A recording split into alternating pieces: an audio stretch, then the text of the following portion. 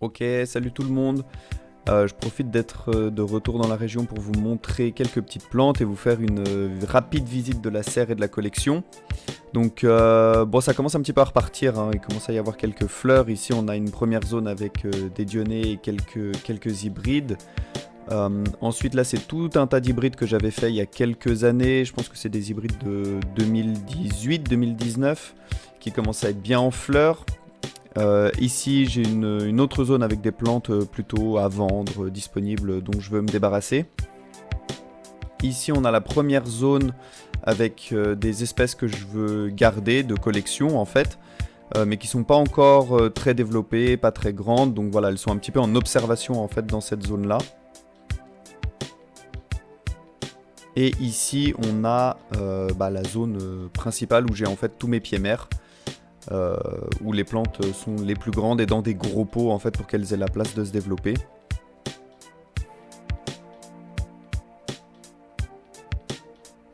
Donc voilà, ça commence à être vraiment sympa et je vais vous faire un petit focus maintenant sur quelques espèces, quelques plantes qui sont déjà bien développées.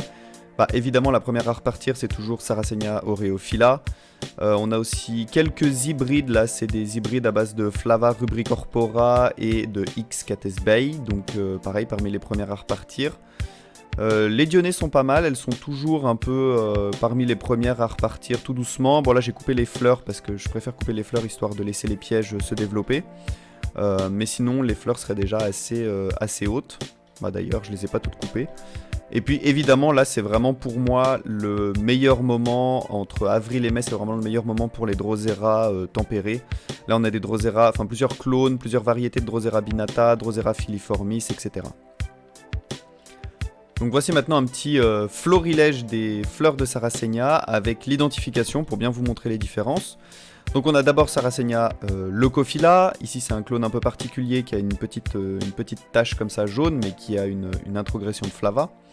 Sarracenia rosea, qui porte très bien son nom, hein, je pense qu'il n'y a pas besoin d'épiloguer plus longtemps là-dessus. Sarracenia flava, ça c'est même Goldie en fait, qui chez moi fait les fleurs les plus balèzes, quoi, les plus grandes.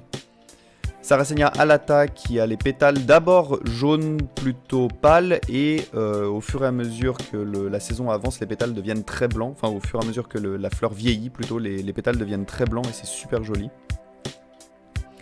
Ensuite, on a quelques hybrides. J'ai fait pas mal d'hybrides de X aerolata, donc alata hybridée avec leucophylla.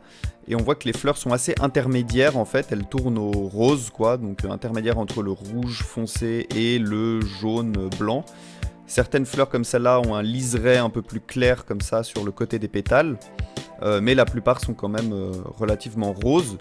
Et c'est assez intéressant parce que quand on regarde à l'inverse les fleurs de X murei, comme on voit ici, donc entre Flava et leucophylla, cette fois les fleurs sont vraiment plus orange en fait, tirent vraiment beaucoup plus sur le orange, sur le jaune-rouge, puisque Flava a les fleurs jaunes et leucophylla les fleurs rouges.